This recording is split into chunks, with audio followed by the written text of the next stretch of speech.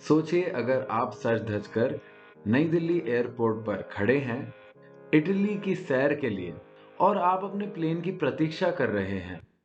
Flight time पर आती है और पायलट्स फ्लाइट प्लान डिस्कस करने के बाद अपना प्लेन टेक ऑफ करने लगते हैं। अब आप आधा रास्ता कवर करने ही वाले हैं, पर रुकिए, शायद कुछ तो गड़बड़ है। Captain, there is an emergency. Passenger Naveen needs immediate medical attention.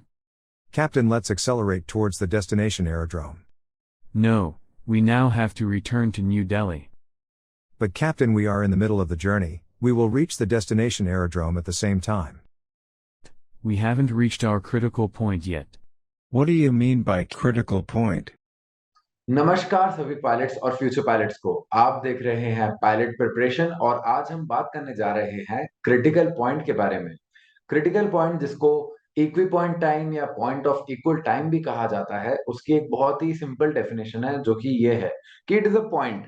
Of course it is a point, clearly ये इक्वी पॉइंट टाइम इसमें इसमें और इसमें क्लियर है कि it is a point. It is a point along the track. तो जो भी ट्रैक पे आप फ्लाई कर रहे हो, ये उस ट्रैक पे पाया जाएगा ये point, from which the flying time, यानी उस, जैसे मैं मान लेता हूँ ये है मेरा क्रिटिकल पॉइंट। क्रिटिकल पॉइंट, ठीक है, from which the flying time between the two selected bases will be the same. तो अगर इस क्रिटिकल पॉइंट से मैं टू सिलेक्टेड बेसेस, ये टू सिलेक्टेड बेसेस होते क्या है, ये हमेशा डिपार्चर एरोड्रोम और डेस्टिनेशन एरोड्रोम ही होते हैं। दूसरे सिलेक्टेड बेस हम नहीं बनाते हैं। जो भी बीच के बेसेस होंगे, जो भी बीच के एयरपोर्ट्स आएंगे, हम उनकी बात नहीं करते हैं। Only the departure and the destination aerodrome are considered. तो हम उधर, अगर हम उधर जाना चाहते हैं, तो यहाँ से ये क्रिटिकल पॉइंट पे अगर आपका प्लेन पहुंच गया है, तो यहाँ से अगर वो वापस जाएगा और यहाँ से वो अगर इधर जाएगा, तो टाइम टेकन अगर ये T1 है और ये T2 है, तो T1 should be equal to T2। क्यों? क्योंकि ये क्रिटिकल पॉइंट है। क्रिटिकल पॉइंट एक ऐसा पॉइंट होता है जहां से आप कहीं भी जाओ तो वो इक्वल टाइम लेगा। इक्वल डिस्टेंस होगा क्या? नहीं, ऐसा जरूरी नहीं है, बट हो भी सकता है। बट यूजुअली यूजुअली नहीं, ऑलवेज क्या होगा, इक्वल टाइम जरूर होगा। तो ये चीजें कहाँ पे यूज होती है, यानी क्रिटिकल पॉइंट का काम क्या है? ये जनरली इमरजेंसी केसेस में यूज होता है। अब आप सोच सकते हो इमरजेंसी केस कैसे हो सकते हैं। तो आपने देखा होगा कि बहुत देखा होगा, बहुत बार तो नहीं, बट यूजुअली समटाइम्स ऐसा होता है कि कोई एक इंजन फेल हो जाए या फिर एक इंजन स्टॉल हो जाए। अगर इंजन काम नहीं कर रहा और इंजन फेल हो गया है, तो फिर हम क्या करेंगे, वो प्लेन को ज्यादा देर तक नहीं चला सकते, क्योंकि इट विल बी रिस्की कि पूरा समय अपन इसको फ्लाई कर रहे हैं और एक ही इंजन पे, जो रिमेनिंग इंजन है। और अगर फोर इंजन का भी होगा तब भी हम एक भी इंजन खराब होने पे हम इसको लैंड करने का सोचते हैं। तो ये एक इमरजेंसी केस है जिसमें हम जल्दी से जल्दी लैंड करना चाहते हैं। तो जस्ट इमेजिन कि ये यही केस को मान लो कि ये क्रिटिकल पॉइंट पे अगर क्रिटिकल पॉइंट से अगर पहले इंजन फेल होता है, तो हम वापस इधर चले जाएंगे। और क्रिटिकल पॉइंट के बाद में अगर इंजन फेल होता है, तो हम यहाँ पे चले जाएंगे। क्यों?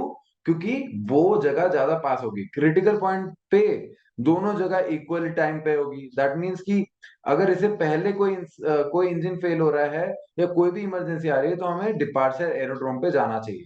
ये क्लियर है, ठीक है। और दूसरा केस क्या है, हार्ट अटैक या फिर कोई भी मेडिकल इमरजेंसी।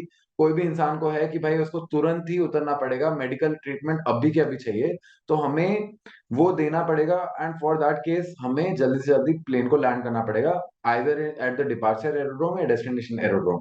हम ऐसा ही करते हैं यूजुअली जब क्रिटिकल पॉइंट हम मेजर करते हैं। अब जब हमें इसका एप्लीकेशन मालूम पड़ गया है, तो let's understand how to find equi point time in different condition, ठीक है। तो पहला हम केस लेते हैं जो कि है आइडियल कंडीशन। आइडियल कंडीशन मतलब इसमें बिल्कुल भी विंड फ्लो नहीं हो रहा है। ऐसा हम मान रहे हैं कि there is no flow of air. अगर नो फ्लो ऑफ एयर हो रहा है, तो हम इसको एक एनालॉजी में कैसे कन्वर्ट कर सकते हैं, कि हम मान सकते हैं रिवर बोट प्रॉब्लम में हम ये मान सकते हैं कि जो रिवर है वो फ्लो ही नहीं कर रही। दैट मीन्स कि ये रिवर क्या हो गई है, ये पूरी तरह से रुक गई है, यानी एक पॉन्ड में कन्वर्ट हो गई है। अगर ये एक पॉन्ड में कन्वर्ट हो गई है और ये जो बोट है ये तैर तैर के, यानी इसमें कोई इंसान है वो इसको तैरा तैरा के बीच में लाया है। अब अगर ये बीच में आ गई है, तो ये कितना डिस्टेंस कवर कर लिया है, ये डिस्टेंस डी कवर कर लिया है, और इसको डी और बाकी का कवर करना है। अब इस डिस्टेंस पे अगर वो चाहे तो वो पीछे भी जा सकता है, और अगर वो चाहे तो आगे भी जा सकता है, और उसको सेम टाइम लगेगा। आप समझ सकते होंगे, बहुत ही सिंपल अंडरस्टैंडिंग है ये। तो आप बोलोगे कि क्यों ही समझा रहा हूँ, राइट? बट ये बहुत यूज़फुल होगा बाद में, तो आप समझ लो अभी। तो इसमें क्या हो रहा है, मैंने कैसे पता किया कि टाइम मेरे को सेम लगेगा? क्योंकि मैं जानता हूँ time is equal to distance by speed. मैं ये मानता हूँ क्योंकि कोई रिवर नहीं है इसमें, रिवर का कोई कंट्रीब्यूशन नहीं है स्पीड में, तो मैं ये मानूँगा कि जो बोट वाला बंदा है, वो इस डायरेक्शन में और इस डायरेक्शन में सेम स्पीड से जाएगा। अगर वो सेम स्पीड से जाएगा, तो उसकी स्पीड होगी s और उसका डिस्टेंस कितना कवर करना है d। तो time is equal to distance by speed इधर, और यहाँ पे क्या होगा, time 2 is equal to distance by speed again. तो t1 should be equal will become equal to t2। That means कि जो सेंटर है ना, यहाँ पे ही हमारा क्रिटिकल पॉइंट है। करेक्ट? समझ में आया? वैसे ही एयरक्राफ्ट के भी केस में सेम चीज़ होगी कि एयरक्राफ्ट अगर बीच में हम ला देते हैं और हम बोलते हैं कि भाई ये इसका क्रिटिकल पॉइंट कहाँ पे है? तो ये भी सेंटर पे होगा क्रिटिकल पॉइंट। क्यों? क्योंकि कोई हवा नहीं है, उसका कोई कंट्रीब्यूशन नहीं है, जिससे कि हमारा जो स्पीड है, वो ट्रू एयर स्पीड जो होता है एयरप्लेन का, ट्रू एयर स्पीड का मतलब क्या होता है? जो प्लेन के इंजन की स्पीड है, वही डायरेक्टली ट्रांसलेट हो जाएगी ग्राउंड स्पीड में। ग्राउंड स्पीड क्या होती है? जो फाइनल स्पीड हम ग्राउंड से देख सकते हैं। ग्राउंड से अगर हमने प्लेन को देखा, तो जो स्पीड हमें मिलेगी, वही प्लेन ट्रांसलेट हो रही है with the help of the engine, यानी जो इंजन प्रोड्यूस कर रहा है, वही ग्राउंड स्पीड में कन्वर्ट हो रहा है, यानी वही इक्वल टू ग्राउंड स्पीड हो रहा है, क्योंकि there is no contribution of wind. तो इसलिए हम बोल सकते हैं कि क्रिटिकल पॉइंट कहाँ पे आएगा? सेंटर पे आएगा, एग्जैक्टली सेंटर पे, क्योंकि time is equal to distance by speed से हमें मालूम पड़ता है कि इधर का टाइम और इधर का टाइम सेम होगा। समझ में आया? तो हम थोड़े से पॉइंट का समरी देख लेते हैं इससे, यही चीज़ से। तो ये पहली आपने डेफिनेशन में देख लिया था कि point of equal time will always be on track irrespective of the wind. ठीक है? तो ये आपको मालूम है कि जो पॉइंट ऑफ इक्वल टाइम है, क्रिटिकल पॉइंट, ये कभी भी ट्रैक पे ही मिलेगा, ना कि यहाँ पे मिलेगा या फिर यहाँ पे मिलेगा या फिर यहाँ पे। ये हमेशा ट्रैक पे मिलेगा, बहुत ही सिंपल चीज़ है। सेकंड क्या है? Critical point lies in the middle of the station when there are no winds. तो हमें याद रखना है कि अगर कोई विंड इंटरफेरेंस नहीं है हमारी ज़िंदगी में, तो हमारा जो क्रिटिकल पॉइंट है वो कहाँ पे जाएगा? वो जाएगा एकदम सेंटर पे। और जितना ज़्यादा विंड विंड का इंटरैक्शन होगा या इंटरफेरेंस होगा, तो उससे क्रिटिकल पॉइंट डगमगाएगा, हम देखते हैं आगे।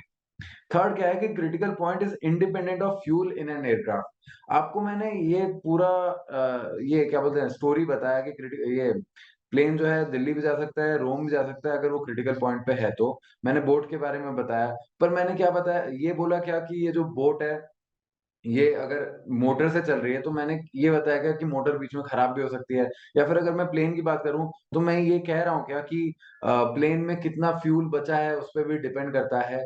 ऑफ कोर्स करता है, पर हम क्रिटिकल पॉइंट को कैलकुलेट करने के टाइम पे हम फ्यूल के बारे में नहीं सोचते हैं। अब आप सोच रहे होंगे क्यों नहीं सोचते? क्योंकि हम ये मानते हैं कि प्लेन के अंदर इनफ फ्यूल है। जब हम जा रहे हैं, जब हम फ्लाई कर रहे हैं, तो हम यही मानेंगे ना कि भाई प्लेन में इनफ फ्यूल है। अगर इनफ फ्यूल नहीं मानोगे, तो भाई तुम फ्लाई ही नहीं करोगे। तुम एज़ अ पैसेंजर उसमें फ्लाई ही नहीं करना चाहोगे और एज़ अ पायलट फ्लाई नहीं करना चाहोगे, राइट? तो इनफ फ्यूल है, हम ये मानते हैं, उसके बाद हम क्रिटिकल पॉइंट निकालते हैं। तो क्रिटिकल पॉइंट क्या होता है? Is independent of fuel in an aircraft. वो क्या हो जाता है? It is independent of fuel in an aircraft हो जाता है। अब आते हैं हम केस 2 पे। यहाँ तक तो हमारा जो विंड था वो स्थिर था, पर अब हमारा विंड स्थिर नहीं रहेगा, क्योंकि एक रियल कंडीशन में विंड जो है वो कंटिन्यूअसली मूव होती ही रहती है, जिसको हम कहते हैं विंड इंटरफेरेंस। हमारे प्लेन की जिंदगी में विंड इंटरफेयर करती ही करती है, ठीक है? तो पहला जो विंड इंटरफेरेंस है वो है टेल विंड इंटरफेरेंस। टेल मतलब क्या है? वो पीछे से आ रही है। टेल मतलब पीछे, पूंछ। पूंछ कहाँ होती है? जानवरों के पीछे होती है ना। तो वो ये है कि टेल विंड मतलब जो टेल विंड, जो पीछे से विंड आ रही है, उसका इंटरफेरेंस। तो टेल विंड कहाँ से आएगी? पीछे से आएगी, ऐसे आएगी, राइट? तो ये रही हमारी टेल विंड। अगर मैं इसको रिवर बोट प्रॉब्लम के एनालॉजी में बोलूं, तो हमारा जो रिवर है वो ऐसे फ्लो कर रहा है और हम ऐसे जा रहे हैं। तो ये क्या हो गया? ये हो गया डाउन स्ट्रीम, जिसमें क्या होता है? फ्लो ऑफ द स्ट्रीम और flow of the boat stream same direction में होता है, उसे कहते हैं डाउन स्ट्रीम। तो अब आपको अपस्ट्रीम भी मालूम पड़ गया होगा, जिसमें फ्लो ऑफ द स्ट्रीम जो है वो इस डायरेक्शन में, फ्लो ऑफ द बोट इस डायरेक्शन में है। तो आप ऊपर जा रहे हो, यानी विंड के अगेंस्ट, सॉरी, रिवर के अगेंस्ट जा रहे हो, तो उसको कहते हैं अपस्ट्रीम। तो अपस्ट्रीम का मतलब इधर होता है हेडविंड, जिसको हम आगे देखने वाले हैं, जो कि टेलविंड जैसा ही है। आपको बहुत आसान लगेगा अगर आपको ये पॉइंट समझ में आ गया तो आप क्या समझ सकते हो यहाँ से कि जो हमारी बोट है वो ये ऐसे ऐसे तैर रही है, तैर रही है, तैर रही है, वो सेंटर पे है, सेंटर पे आई और बहुत आसानी से आ गई। क्यों? क्योंकि हमें टेल विंड मिल रही थी, यानी सॉरी, रिवर जो थी वो भी उसी डायरेक्शन में जा रही थी इसलिए, है ना? तो हम क्या कर लिए, यहाँ पे सेंटर पे आ गए।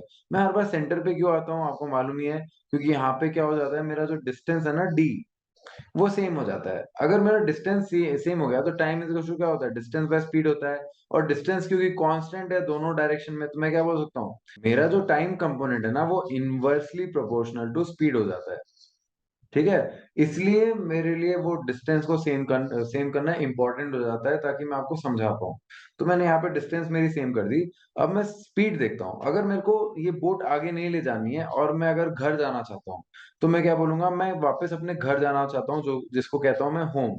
तो होम जाने की जो स्पीड होगी, उसको क्या कहेंगे, वो हो जाएगी अपोजिट में, क्योंकि मैं तो जाना चाह रहा हूँ होम, और मेरी जो रिवर है वो अपोजिट में फ्लो कर रही है, राइट? वो 3 है उसकी स्पीड और मेरी स्पीड है 10, तो 10 माइनस 3 हो जाएगा ना, तो इधर क्या हो जाएगा, 7 किलोमीटर पर आवर हो जाएगा, है ना? और इधर क्या हो रहा है, मैं आउट जा रहा हूँ, यानी आउट ऑफ स्टेशन जा रहा हूँ, तो मेरा आउटबाउंड स्पीड, इसको बोलते हैं आउटबाउंड स्पीड। तो मेरा जो आउटबाउंड स्पीड है, और वैसे अगर आप ग्राउंड से देखोगे ना, तो आपको यही स्पीड दिखेगी अगर आप इस डायरेक्शन में जाओगे, तो आउटबाउंड स्पीड जो है वो कितनी हो जाएगी, 10 प्लस 3 हो जाएगी, क्योंकि मेरी जो रिवर है वो भी मुझे सपोर्ट कर रही है, तो वो क्या हो जाएगी, 13 किलोमीटर पर आवर हो जाएगी। ठीक है, सेम चीज होती है प्लेन के केस में। तो अब हम प्लेन के केस में देखें, तो ये प्लेन भी यहाँ पे हम ला देते हैं सेंटर पे, तो हमारा डिस्टेंस सेम हो गया, तो हम डिस्टेंस को गोली मार सकते हैं, और time is inversely proportional to speed कह सकते हैं, है ना? तो मैं क्या कहूंगा कि मेरा जो प्लेन है वो बीच में आ गया है। अब मैं सोच रहा हूँ मेरा क्रिटिकल पॉइंट कहाँ पे है। अगर मुझे क्रिटिकल पॉइंट ढूंढना ही है, तो मैं क्या करूंगा, पहले मैं स्पीड निकालूंगा। तो मेरा जो स्पीड है इस डायरेक्शन में, अगर मैं वापस घर जाना चाहता हूँ, तो मेरा स्पीड क्या होगा, 330 है, बट ये विंड तो इस डायरेक्शन में जा रही है ना, तो मेरे अगेंस्ट हो गई, यानी ये हेडविंड मेरे नाक पे आ रही है, मेरे हेड पे आ रही है, तो मैं, ये क्या हो जाएगी, ये मेरी हेडविंड हो जाएगी। तो मैं क्या बोलूंगा, ये 330 माइनस 20 हो जाएगा इस डायरेक्शन में, 330 माइनस 20 हो जाएगा, मतलब मेरा होम बाउंड स्पीड क्या हो गया, 310 नॉट्स, है ना? और मेरा आउटबाउंड स्पीड क्या होगा, आउटबाउंड स्पीड में क्या हो रहा है, मेरे को विंड का सपोर्ट मिल रहा है, तो 330 प्लस 20 हो जाएगा, तो it will be 350 knots, 350 knots. Clear? तो मैं क्लियरली देख सकता हूँ यहाँ पे कि मेरा आउटबाउंड स्पीड जो है वो ज्यादा है, और होम बाउंड स्पीड स्पीड कम है। जिसके कारण क्या होगा, अगर मेरा स्पीड कम है तो टाइम ज्यादा लगेगा, और स्पीड ज्यादा है तो टाइम कम लगेगा। ठीक है, तो मेरा स्पीड ज्यादा है यहाँ पे, तो मुझको ये वाला डिस्टेंस कवर करने में टाइम कम लगेगा, यानी ये डिस्टेंस में बहुत जल्दी से, ये बहुत कम टाइम में कवर कर लूंगा, बट ये थोड़ा ज्यादा टाइम में कवर करूंगा। मतलब क्या है कि मेरा क्रिटिकल पॉइंट अगर मैंने यहाँ पे रखा, क्या मैं यहाँ पे क्या मैं सेंटर पे तो रख ही नहीं सकता, है ना? क्योंकि यहाँ पे टाइम जो है वो सेम नहीं हो रहा है ना? तो मैं क्या कर रहा हूँ, मैं अब आगे रखने का सोच रहा हूँ। अगर मैंने आगे रखा, सेंटर के आगे, यानी मैं डेस्टिनेशन के पास रख रहा हूँ और डिपार्चर से दूर रख रहा हूँ। तो मैंने अगर सेंटर से आगे रखा, तो आगे तो ऑलरेडी मुझे टेल विंड मिल रही है, जिसके कारण मैं और तेजी से डेस्टिनेशन पे पहुंच पाऊंगा, जिससे मेरा जो टाइम टेकन है वो और कम हो जाएगा, है ना? और इस जगह पे जाने में मेरा टाइम जो है वो और ज्यादा लगेगा। इसका मतलब क्या है कि मेरा क्रिटिकल पॉइंट यहाँ पे हो ही नहीं सकता। मेरा critical point has to be here, है ना? वो सेंटर से पहले ही आना चाहिए। अगर वो सेंटर से पहले आएगा, तभी तो मैं हेडविंड के सामने, है ना, मैं विंड के अगेंस्ट जाके यहाँ पे पहुंच पाऊंगा इक्वल टाइम पे, जितने टाइम पे मैं यहाँ पे पहुंच पाऊंगा। तो मैं क्या बोलूंगा, वो सेंटर के पास तो रहेगा, बट वो सेंटर से पहले जरूर आएगा, है ना? तो मेरा क्रिटिकल पॉइंट जो है वो यहाँ पे कहीं होगा, यानी यहाँ पे भी हो सकता है, यहाँ पे भी हो सकता है, यहाँ पे भी हो सकता है, बट सेंटर से पहले होगा, है ना? ये होगा। ये एग्जाम में आता है, इसलिए मैं आपको क्लियरली बता रहा हूँ कि इस केस में क्या हो रहा है, सेंटर से पहले आ रहा है critical point, that is closer to departure and away from destination. अब हम आगे जाते हैं। तो ये केस क्या है, ये है विंड्स एट एन एंगल का केस। इसमें भी टेल विंड का ही केस आएगा, आप देखना। पर ये विंड्स एट एन एंगल है, मतलब ये विंड्स पीछे से ही आ रही है, बट वो एंगल पे आ रही है ना? अगर विंड्स एंगल पे आ रही है, तो हम इसको कैसे सॉर्ट कर सकते हैं? आपने शायद बचपन में वेक्टर्स पढ़ा ही होगा, राइट? तो आपने जब वेक्टर्स पढ़ा था, तो आपने देखा था कि उसमें एक फोर्स है F1, दूसरा फोर्स है F2। अगर ये दोनों एक साथ लगते हैं तो क्या होता है, आपका जो ब्लॉक है वो इस डायरेक्शन में मूव करता है ना? इस डायरेक्शन में आपका ब्लॉक मूव करता है। करेक्ट। और ये जो मूवमेंट है ये दोनों के सबमिशन से है या फिर दोनों के सपोर्ट से हो रही है, तो ये फोर्स होता है एफ। ठीक है। ये फोर्स, या हम इसको ऐसे भी बोल सकते हैं कि अगर मैंने ये ब्लॉक पे फोर्स लगाया एफ इस डायरेक्शन में, तो मेरा ब्लॉक कहाँ पे, ब्लॉक कहाँ पे मूव करेगा, वो इस डायरेक्शन में मूव करेगा। मतलब मैं ये दोनों फोर्स के बगैर बस एक ही फोर्स इस डायरेक्शन में लगा दूं, तो भी मेरे को सेम ही आउटपुट मिलेगा, मुझे सेम ही आउटपुट मिलेगा, that is movement in that direction, particular direction. तो मैं क्या कह सकता हूँ ना, इसको ही कह सकते हैं, जो वेक्टर्स हैं यही इसी चीज पे लगा रहता है जिस पे आपने पूरा मैकेनिक्स पढ़ा है। और रोटेशनल मोशन तक आते आते आपको मोशन सिकनेस भी हुई होगी, जब आपने v is to r omega और बहुत सारी चीजें देखी है जिंदगी में। खैर, तो आपको ये चीज बहुत आसान लगेगी उसके सामने। तो इसमें क्या हो रहा है, जो विंड्स है वो एट एंगल आ रही है ऐसे ऐसे। ठीक है। तो ये प्लेन को कैसे अफेक्ट कर रही है हमें ये देखना है। तो हम क्या करेंगे, विंड के दो कंपोनेंट बना देंगे। एक कंपोनेंट क्या होगा, एक कंपोनेंट होगा वर्टिकल और दूसरा कंपोनेंट होगा हॉरिजॉन्टल। तो मैंने क्या किया, ये विंड कंपोनेंट लिया और इसको ऐसे मैंने देख लिया। तो मैंने ये विंड कंपोनेंट ऐसे ले लिया और इसके दो कंपोनेंट बना दिया। इसका एक वर्टिकल कंपोनेंट होगा, है ना, ऐसे, और एक हॉरिजॉन्टल कंपोनेंट होगा ऐसे। अब मुझे एक और चीज क्या मालूम है ना, कि अगर विंड स्पीड है 20 नॉट्स, तो डेफिनेटली ये विंड स्पीड है 20 नॉट्स, इसके कंपोनेंट की स्पीड भी क्या 20 नॉट होगी क्या, वेक्टर में क्या पड़ा है, इससे कम ही होनी चाहिए ना। तो इसकी स्पीड क्या होगी, इसकी स्पीड मान लेते हैं अभी के लिए, ये 10 नॉट हो सकती है, 11 नॉट हो सकती है, कुछ भी हो सकती है। मैं अभी के लिए इसको 10 नॉट मान रहा हूँ और इसको भी 10 नॉट्स मान रहा हूँ। ठीक है। तो मेरे को क्या मालूम पड़ा कि जो विंड है ना, इसके दो कंपोनेंट है और ये दोनों कंपोनेंट प्लेन को कैसे अफेक्ट करते हैं, लेट्स सी दैट नाउ। ठीक है। तो ये जो विंड के दोनों कंपोनेंट है तो ये जो विंड के दोनों कंपोनेंट है ये प्लेन को ऐसे अफेक्ट करेंगे। एक तो कंपोनेंट प्लेन को नीचे धकेलेगा और दूसरा जो कंपोनेंट है वो प्लेन को आगे भगाना चाहेगा, राइट। तो ये अगर आगे भगाना चाह रहा है तो ये क्या कर रहा है, प्लेन को सपोर्ट कर रहा है। दैट मीन्स ये टेल विंड की तरह काम कर रहा है ना। और ये जो कंपोनेंट है जो नीचे फेंक रहा है, वो क्या कर रहा है, वो प्लेन को अपने ट्रैक से नीचे भेजने की कोशिश कर रहा है। तो हम इस दोनों को हैंडल करेंगे। पहले हॉरिजॉन्टल कंपोनेंट को देख लेते हैं, क्योंकि ऑलरेडी हम उस पे देख चुके हैं ऊपर ही, टेलविंड को कैसे अपन डील कर सकते हैं, उससे हम क्रिटिकल पॉइंट निकाल लेते हैं।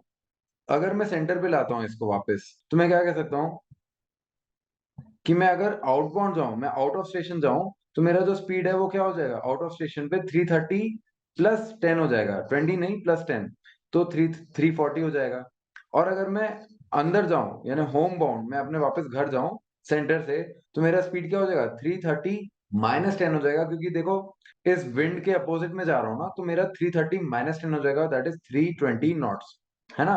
तो ये डायरेक्शन में 320 है, ये डायरेक्शन में 340 है। मुझे मालूम है time is inversely proportional to speed when distance is constant.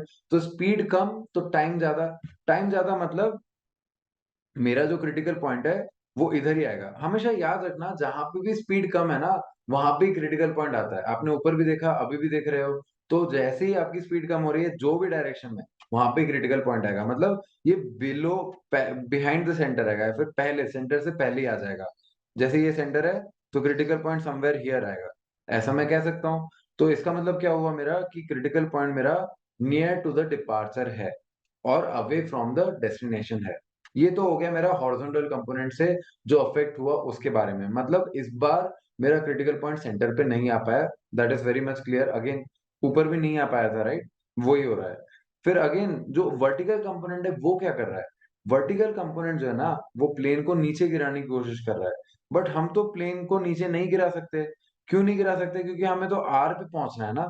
अगर मैंने प्लेन को ऐसे नीचे गिराते गया तो मैं तो अपने स्टेशन पे पहुंच ही नहीं पाऊंगा, या फिर मेरे को वापस ऐसे मुड़ के जाना पड़ेगा, दैट इज वेरी टिपिकल। या फिर it will consume more fuel, I can say. जो विंड का वर्टिकल कंपोनेंट है ना, मैं उसके साथ कुछ कर सकता हूँ। ये जो विंड का वर्टिकल कंपोनेंट है जो प्लेन को नीचे धकेलने की कोशिश कर रहा है, मैं उसको काउंटर करने के लिए, पहले तो मैं आपको बता रहा हूँ सिनेरियो क्या है। तो पहले सिनेरियो ये है कि मेरी वेलोसिटी वेक्टर ऐसा है, मेरा जो प्लेन का वेलोसिटी वेक्टर है वो ऐसा है, और मेरा जो विंड का वेलोसिटी वेक्टर है वो डाउन है। तो जो प्लेन और विंड का रिजल्टेंट आ रहा है वो ऐसे आ रहा है ना। तो जो रिजल्टेंट वेक्टर आ रहा है ऐसे आ रहा है, जिसके कारण मेरा जो प्लेन है वो ऐसे मूव कर रहा है, राइट। बट अब मैं क्या करूंगा ना, अगर मैं मेरे प्लेन के वेलोसिटी वेक्टर को ही थोड़ा ऊपर कर लूं, तो मेरा रिजल्टेंट वेक्टर अपने ट्रैक पे स्टेबल हो जाएगा, है ना। तो मैं क्या करता हूँ ना, मेरे प्लेन का वेलोसिटी वेक्टर को ही ऊपर कर देता हूँ। अगर मैं प्लेन का चोंच ऐसा कर दूंगा इस डायरेक्शन में, तो मेरा जो रिजल्टेंट वेक्टर है वो ऐसे आएगा, करेक्ट, और मैं आगे चला जाऊंगा। तो मैं क्या कर रहा हूँ ना, अब मैंने ये प्लेन लिया मेरा, और इसको मैं ऐसे, इसका जो चोंच है वो ऐसे कर देता हूँ। अगर मैंने इसका चोंच ऐसे कर दिया, तो क्या होगा, मेरा प्लेन ऐसे नहीं भागेगा, मेरा प्लेन ऐसे भागेगा। क्यों? क्योंकि यही इसका रिजल्टेंट वेक्टर है ना, तो ये इस लाइन पे ये ऐसे जाएगा। अब आप सोचोगे अगर ये सेंटर से वापस जाना चाहता है तो वो कैसे जाएगा? अगेन, क्योंकि हमारा जो विंड का वेलोसिटी वेक्टर है वो डाउन है ना, तो हम उसको काउंटर करने के लिए कैसे जाएंगे? ऐसे जाएंगे। तो हमारा जो रिजल्टेंट है वो बीच में आएगा, जैसे कि ये नीचे है और मेरा चोंच इस डायरेक्शन में है, तो मैं मेरा मूवमेंट किस डायरेक्शन में होगा? मेरा मूवमेंट इस डायरेक्शन में होगा, ये होगा रिजल्टेंट। तो ये होता है, इसको क्या बोलते हैं? इसको बोलते हैं क्रैबिंग इनटू द विंड्स। तो अगर विंड्स ऐसे डायरेक्शन में आ रही है ना, तो हम क्या करते हैं, उसके अंदर ही घुस जाते हैं। हमारा जो नोक है ना, हमारा जो नोज है, हम उसको उसी डायरेक्शन में घुसा देते हैं, उसको बोलते हैं क्रैबिंग इनटू द विंड्स। ठीक है? और ये क्रैबिंग इनटू द विंड्स के कारण ही हम ट्रैक पे चल पाते हैं मोस्ट ऑफ द केसेस में। अब हम नेक्स्ट केस की ओर बढ़ते हैं, जिसको हम कहते हैं हेडविंड केस। हेडविंड केस, तो हेडविंड केस कैसा होता है? ऑफ कोर्स मैं आपको पहले ही बता चुका हूँ हेडविंड क्या होती है। जब आप, जैसे अगर आप अपस्ट्रीम बोलो, upstream is nothing but headwind, उसमें क्या हो रहा है, रिवर जो आ रही है वो ऐसे फ्लो रही है और आप जाना चाह रहे हो, ऐसे जाना चाह रहे हो, तो आप जो बहाव है उसके अगेंस्ट जाना चाह रहे हो। वैसे ही जो विंड है वो इस डायरेक्शन में जा रही है, यानी राइट टू लेफ्ट जा रही है, और प्लेन जो है वो लेफ्ट टू राइट जा रहा है। तो क्या हो रहा है, ये एक दूसरे में टकरा रहे हैं, एक दूसरे को काटना चाह रहे हैं, बट प्लेन की वेलोसिटी ज्यादा है, जिसके कारण प्लेन ही जीतेगा। बट उसके कारण होगा क्या, प्लेन की स्पीड जो है वो कम हो जाएगी। और अगर वो उसके साथ ही जाएगा, अगर वो टर्न करके वापस होम बाउंड चले, तो उसकी स्पीड क्या हो जाएगी, वो बढ़ जाएगी। अगर वो सेंटर से डी पे आएगा, तो उसकी स्पीड बढ़ जाएगी, क्योंकि जो विंड है वो सपोर्ट करेगी, है ना? ये क्लियर चीज है। तो इसमें अगेन हम क्या कह सकते हैं कि अगर मैं आउटबाउंड जाता हूँ तो इसमें क्या होगा, अगर अगेन इसमें रिवर बोट प्रॉब्लम वाला सिनेरियो वापस ले लेते हैं छोटा सा, ताकि थोड़े वीक स्टूडेंट्स को भी समझ में आए।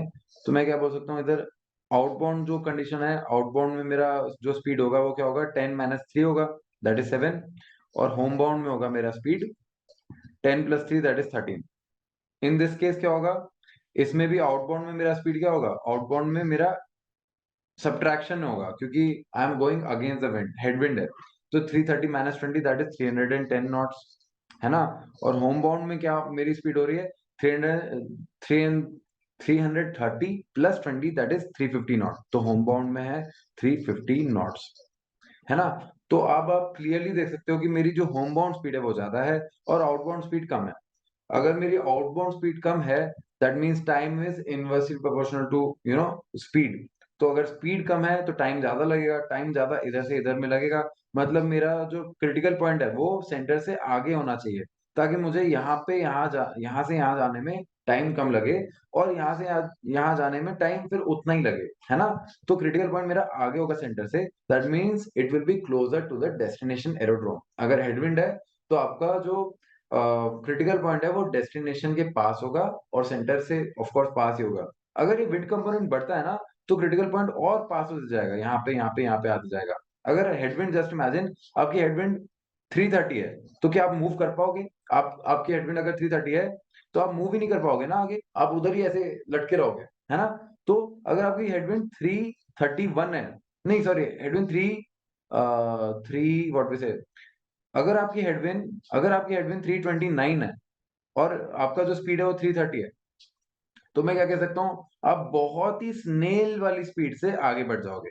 बट अगर आप अपोजिट जाओगे तो आप तुरंत एकदम से यहाँ पे पहुंच पाओगे, है ना?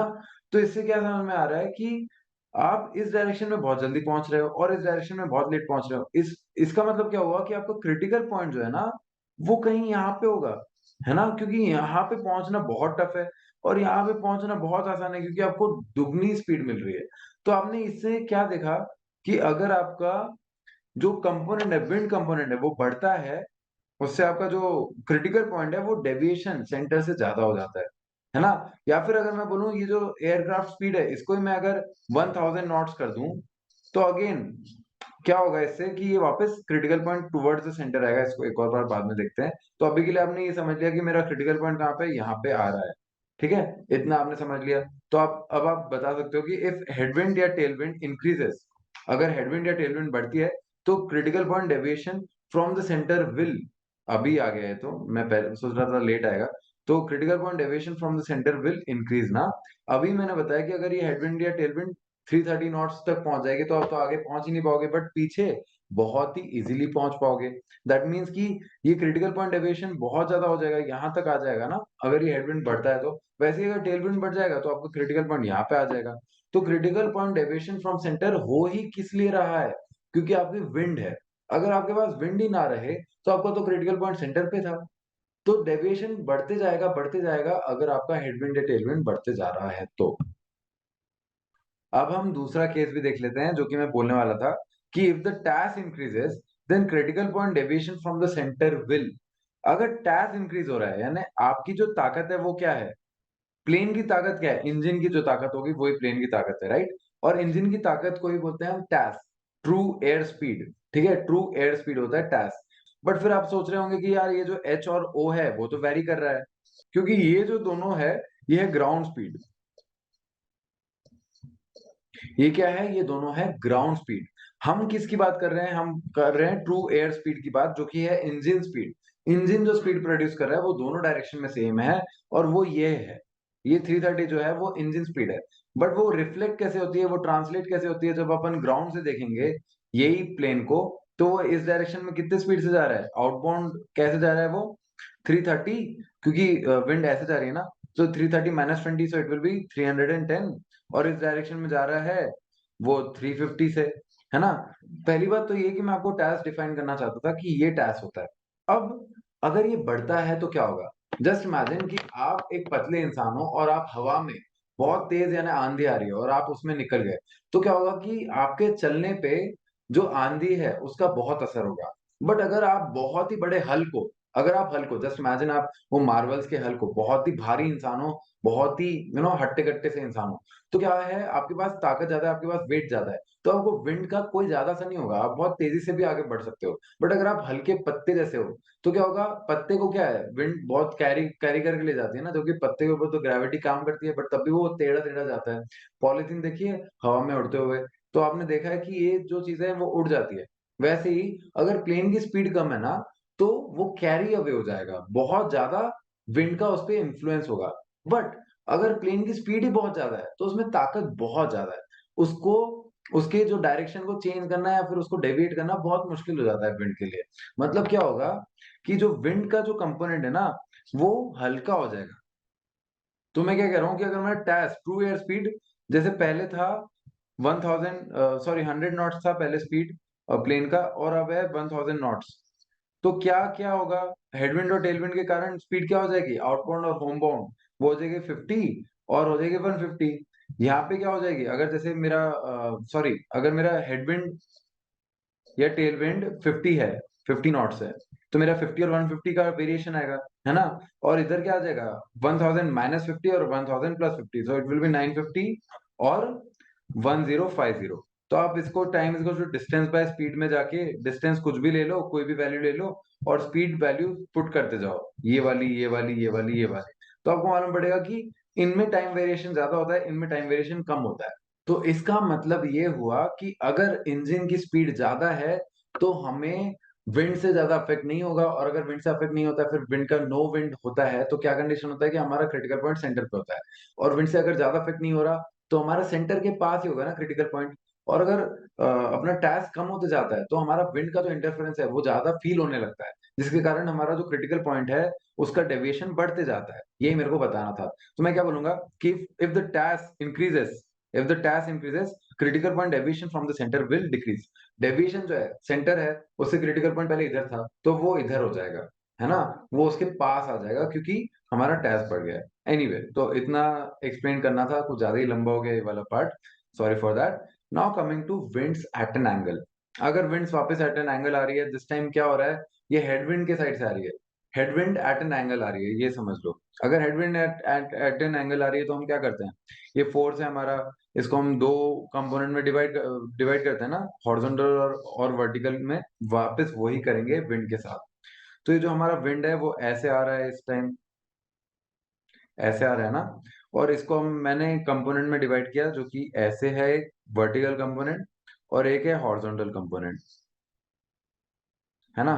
तो मेरा ये हॉरिजॉन्टल कंपोनेंट, मुझे मालूम है मेरा विंड का मैग्नीट्यूड क्या है, 20 नॉट्स है, ठीक है, जो कि 10 नॉट्स, और 10 नॉट्स मैं मान रहा हूँ कि उसमें ब्रेक हो गया है। इसको 8 और 12 भी ले सकते हो या कुछ भी ले सकते हो अपने हिसाब से, बट मैं ये बेसिक में ब्रेक करता हूँ हमेशा, ठीक है। तो अब ये जो मेरे कंपोनेंट्स है, अब इसका कैसे असर होगा मेरे प्लेन पे, अगेन वैसे ही होगा जैसे पहले हो रहा था, कि ये जो प्लेन है मेरा, इस पे ये ऐसे हिट करेगा।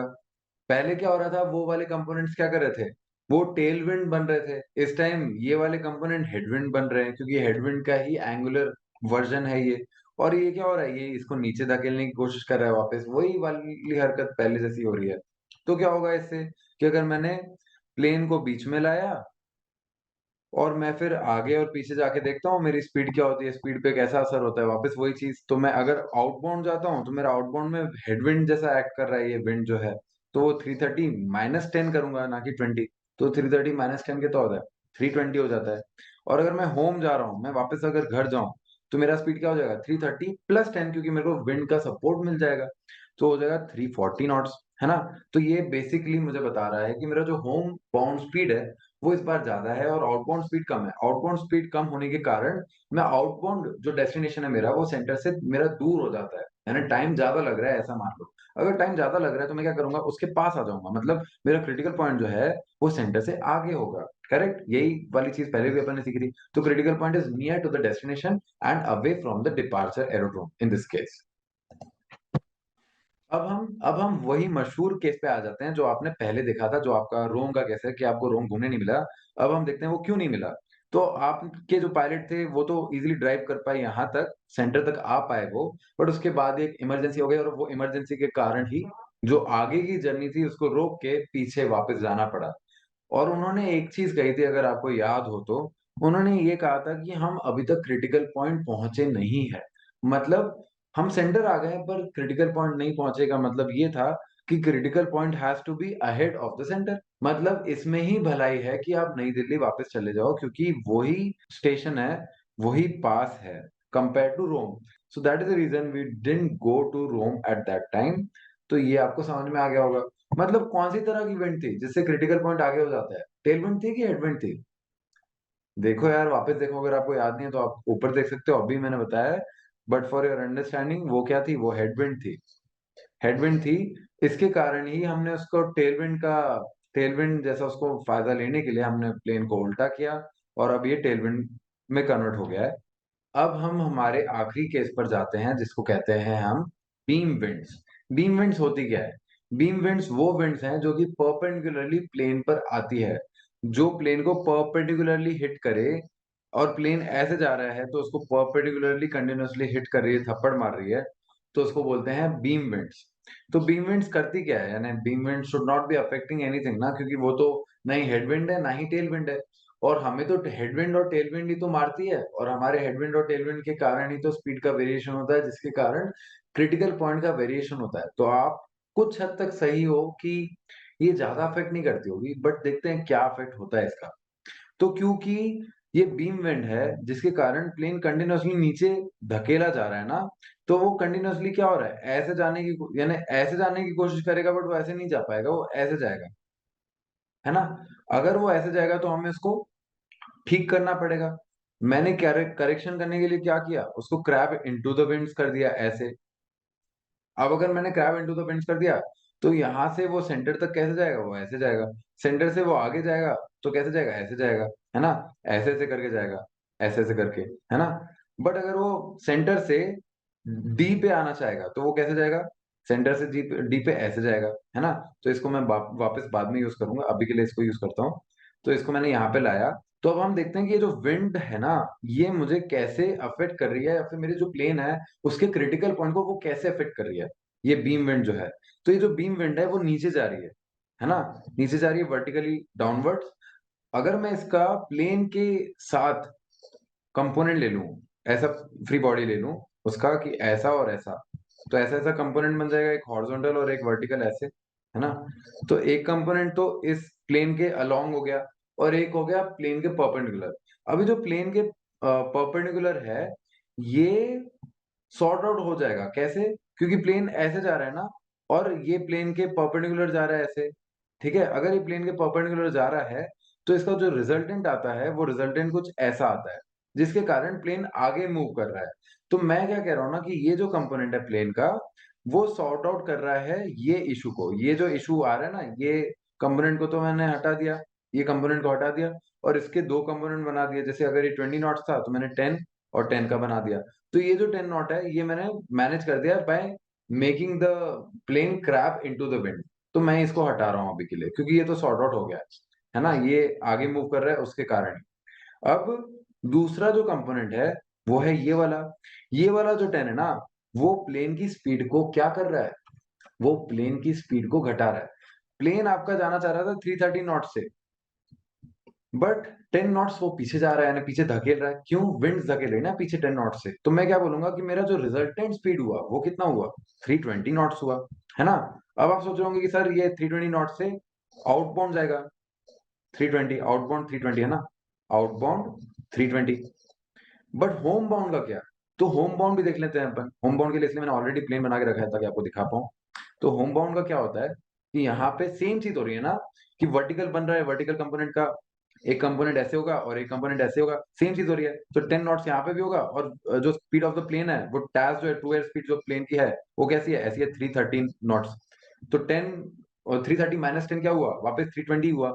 तो मैं क्या कह सकता हूँ कि मेरा जो होम बाउंड है वो भी 320 है और आउटबाउंड जो है वो भी 320 है।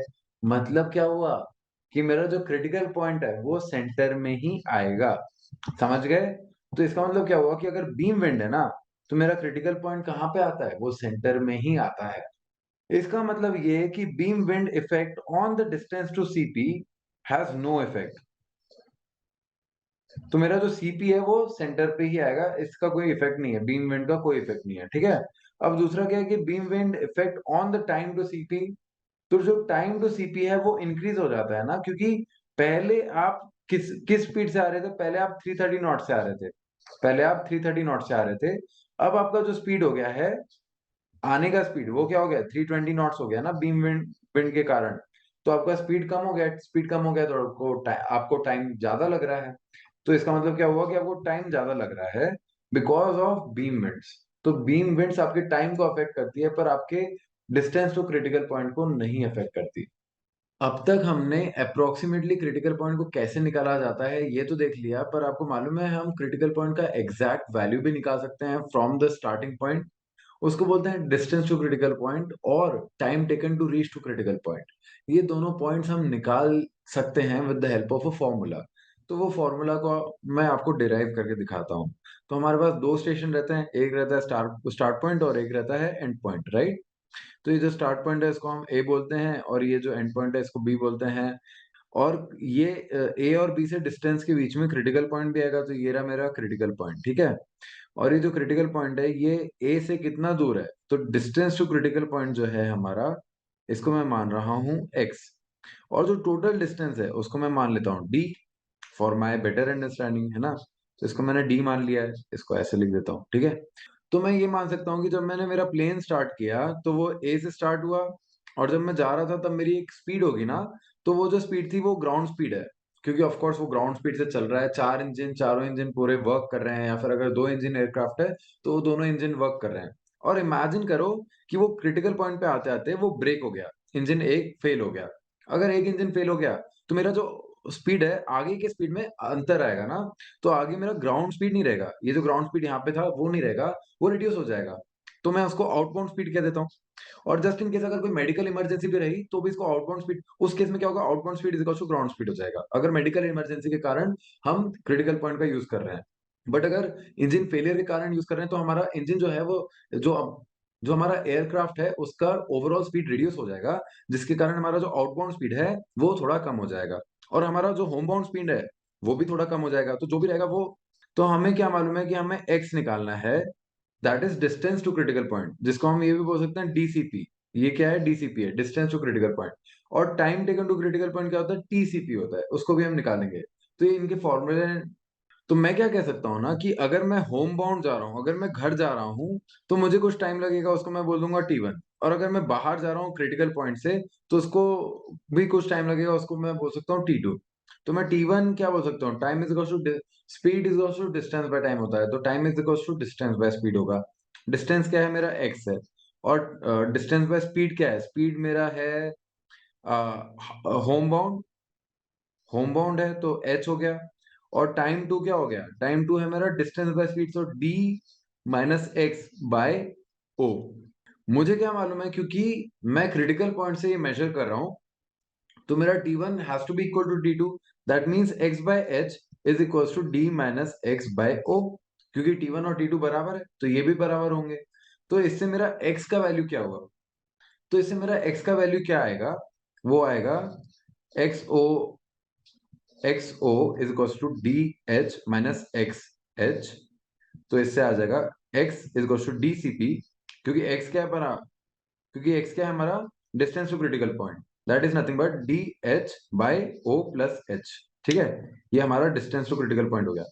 अब हमारा टाइम टू क्रिटिकल पॉइंट निकालना है, तो वो कैसे निकालेंगे, मैं बोल सकता हूँ time to critical point is nothing but TCP. Time to critical point is DCP, distance to critical point, by ground speed. इसमें मैंने ग्राउंड स्पीड क्यों लिया, ओ क्यों नहीं लिया, क्योंकि ओ तो रिड्यूस स्पीड भी हो सकता है, क्योंकि क्रिटिकल पॉइंट के बाद हमारा इंजन फेलियर हो रहा है, तो इंजन फेलियर के कारण जो ओ है वो रिड्यूस स्पीड हो सकता है। वेरएज जो ग्राउंड स्पीड है, वो जब चारों engine, four engine, all engine are working, वो स्पीड है, आर वर्किंग, ये वो वाला स्पीड है। तो ये जो दो फॉर्मूले हैं, ये बहुत ही इंपॉर्टेंट है, आपको इसको याद रखना है। DCP is to D H by O plus H, और TCP is to DCP by ground speed, यानी स्टार्टिंग स्पीड। अब इनसे रिलेटेड कुछ क्वेश्चंस करते हैं। तो पहला क्वेश्चन देखते हैं, जो कि विंड करेक्शन या विंड के ऊपर है, क्योंकि हमने देखा था कि एंगुलर विंड आती है ना, एक तो होता है टेल विंड होता है, और एक होता है हेड विंड होता है ना। अगर हेड विंड और टेल विंड होगा तो हम प्लस और माइनस कर देंगे, बहुत ही आसान है। बट अगर विंड एट एन एंगल आ रहा है, कोई भी एंगल से आ रहा है विंड, ऐसे आ रहा है, ऐसे आ रहा है, तो फिर आप कैसे करोगे, उसमें ट्रिग्नोमेट्री यूज कर सकते हो, but trigonometry is very long method. हम इसमें शॉर्ट मेथड यूज कर सकते हैं, जो कि हम CX3 से यूज करते हैं। और अगर आपके पास CX3 नहीं है, तो आप ऑनलाइन जा सकते हो गूगल पे, और आप CX3 कैलकुलेटर डाल सकते हो, और उसके अंदर आपको unit conversion, altitude, cloud base, standard atmosphere, सब चीज मिलेगा। उसमें आपको नीचे जाना है, नीचे जाना है जब तक आपको विंड करेक्शन ना मिले, ये वाला। विंड करेक्शन मिलते ही उसके अंदर एंटर करना है, और उसके अंदर ये सारी वैल्यूज डालनी है। ट्रैक क्या होता है, track is nothing but true course. ये वो चीज है, यानी ट्रैक वो है जिसपे प्लेन उड़ रहा है, उसको बोलते हैं ट्रैक। किस ट्रैक पे तुम जा रहे हो, वो तुम्हारा पर्टिकुलर एंगल है। तो अगर जैसे तुम 090 ट्रैक पे जा रहे हो, तो प्लेन 090 पे जा रहा है, ऐसे बोल सकते हैं, है ना, ये 090 है। अगर प्लेन 270 पे जा रहा है, तो वो प्लेन ऐसे जा रहा होगा कुछ, यानी ऐसे, तो ये 270 हो गया, है ना। तो ये इस डायरेक्शन में जा रहा है, तो ये ट्रैक हो गया। तो ट्रैक को अपन ट्रू कोर्स में डालते हैं, TCRS में। और फिर टैस की वैल्यू डालनी है, और विंड विंड का डायरेक्शन डालना है। विंड डायरेक्शन इधर 335 है, विंड स्पीड क्या है, 18 है। विंड डायरेक्शन और विंड स्पीड फिल करना है, तो हमें ये सारी वैल्यूज फिल करने से हमें ग्राउंड स्पीड मिल जाती है। एंटर मारा, और फिर मुझे मिल गया मेरा ground speed, that is 151.69, that is 152 knots. ठीक है, अब हम एक और डेमो क्वेश्चन देख लेते हैं, एक और डेमो क्वेश्चन। और अगर आप चाहते हो कि हम और क्वेश्चंस बनाएं इस पे, और CPPNR यानी PNR पे भी बहुत सारे क्वेश्चंस बनाएं, जो कि आपका पूरा सिलेबस डन कर देगा CP और PNR का, क्योंकि अभी तो आधा ही हुआ है, ओनली थियरी पार्ट। तो अगर आप चाहते हो वो हो, तो प्लीज इस वीडियो पे एटलीस्ट 400 लाइक्स कर दो। अगर आपने 400 लाइक्स कर दिए, तो आई विल अज्यूम कि you really want it badly. आप अपने दोस्तों को शेयर करो, सबको शेयर करो, सब कमेंट करो, इसका रीच बढ़ाओ। तो अभी हम डेमो क्वेश्चन पे चलते हैं। तो इसमें क्या कह रहा है, डिस्टेंस क्या है, 1300 नॉटिकल माइल है, ट्रैक है 090, टैस है 4 इंजन के साथ, जो अपना स्पीड है वो 200 नॉट है, और 3 इंजन के साथ है 150 नॉट। विंड का डायरेक्शन है 90, और विंड स्पीड है 20 नॉट्स। बहुत कुछ दिया है, और मुझे डीसीपी और टीसीपी निकालना है। तो इसका मतलब ये है कि हमें टैस दिया है, तो पहले टैस से हमें ग्राउंड स्पीड निकालना है। ग्राउंड स्पीड मतलब हमें क्या निकालना है, क्योंकि हमें मालूम है डीसीपी क्या होता है, हमारा जो डीसीपी होता है वो होता है D H by O plus H. हमें ओ और एच निकालना है, और टीसीपी के लिए हमें क्या निकालना है, डीसीपी और ग्राउंड स्पीड निकालना है, मतलब हमें तीनों चीज निकालना है। ग्राउंड स्पीड के लिए चाहिए, एच के लिए चाहिए और ओ के लिए हमें टास्क की जरूरत है, इन टास्क की, है ना। अब कौन से टास्क की जरूरत है ये भी हमें पता करना है। तो ये सारी चीजें हमारा कंसर्न है। तो इसके लिए हमें क्या करना है, एक टेबल बनाना है। टेबल टेबल बना के हमें सीएक्ससी का यूज करना है। तो टेबल बनाना कैसे, इसको याद रखने के लिए ये डायग्राम याद रखना।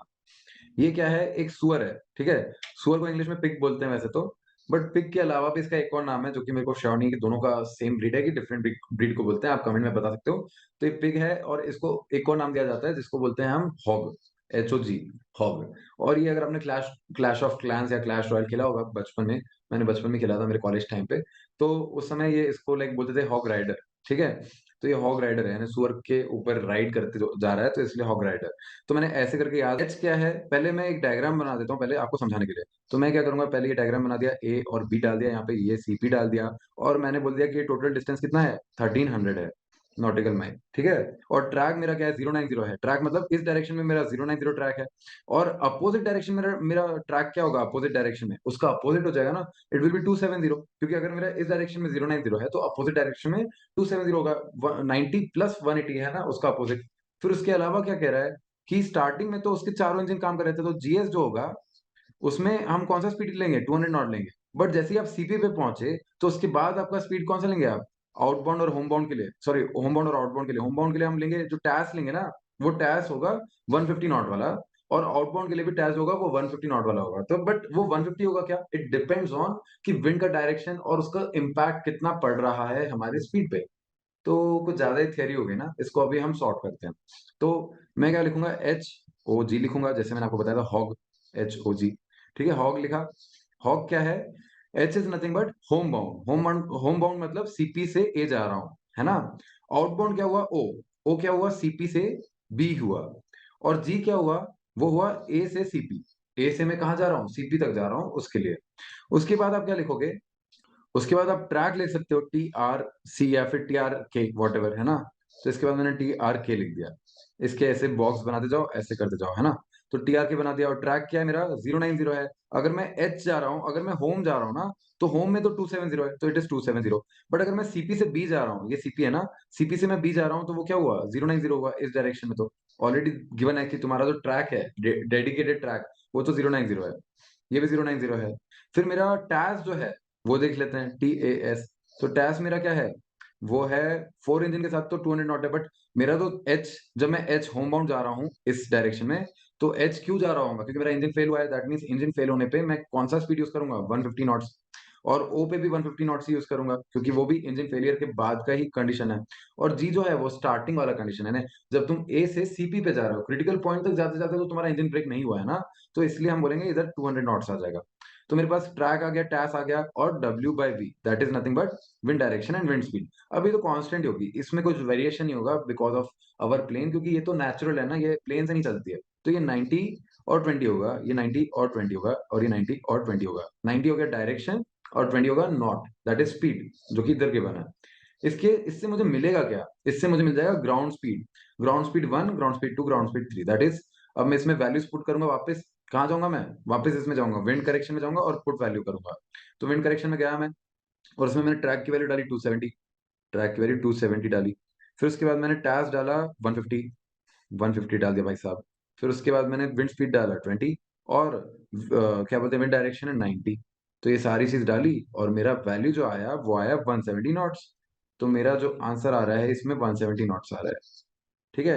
ये 170 नॉट्स आ गया। सिमिलरली मैं दूसरी वैल्यूज भी पुट कर लूंगा, ऐसे ही 130 आ जाएगा इसका, और इसका आ जाएगा 180 नॉट्स। आप इसको कैलकुलेट करके देख सकते हो, आपका भी यही आना चाहिए, ठीक है।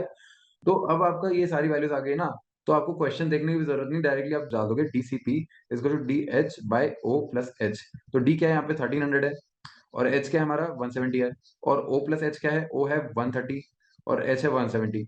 तो मेरा फाइनल वैल्यू क्या आ जाता है, इसका कैलकुलेशन कर लो।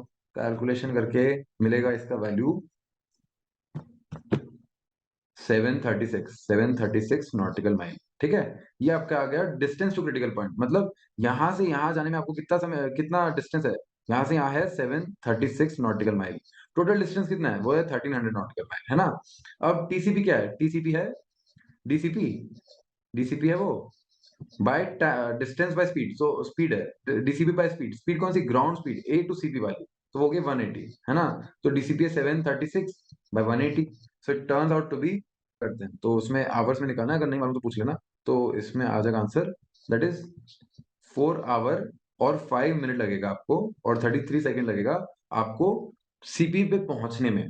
तो इसी के साथ हमने क्रिटिकल पॉइंट का पूरा थियरी ढंग से डिस्कस कर लिया है। आई होप आपको ये वीडियो समझ में आया होगा और बहुत पसंद आया होगा। प्लीज़ इसको ज़्यादा से ज़्यादा शेयर कीजिए, ज़्यादा से ज़्यादा लोगों को करिए, बोलिए लाइक करने के लिए, और कमेंट भी कीजिए आपको अगर कोई भी डाउट हो तो। और अगर आपको हमसे फ्री काउंसलिंग करनी है तो आप एनी टाइम हमें कॉल कर सकते हैं, डिस्क्रिप्शन में नंबर दिया है, और लगे तो आप हमसे डेमो क्लासेस भी ले सकते हैं, इसके आगे की क्लास भी आप रिक्वेस्ट कर सकते हैं। तो इसी के साथ मैं अभी के लिए विदा लेता हूँ, and I hope to see you in the next class.